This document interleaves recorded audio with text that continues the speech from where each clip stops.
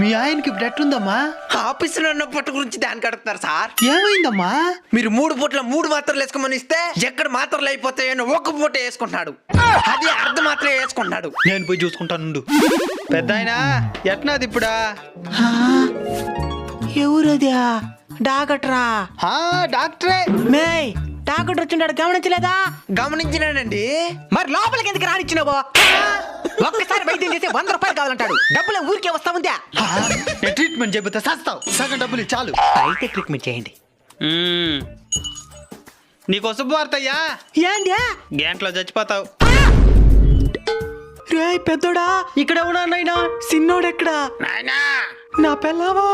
ఏమండి మనవుడు మనవరాళ్ళు ఎక్కడ్రా? అందరూ ఇక్కడే ఉన్నారు నాయనా. మరి అందరూ ఇక్కడే ఉంటే ఆ రూమ్ లేదు ఫ్యాన్లు తిరిగేదే.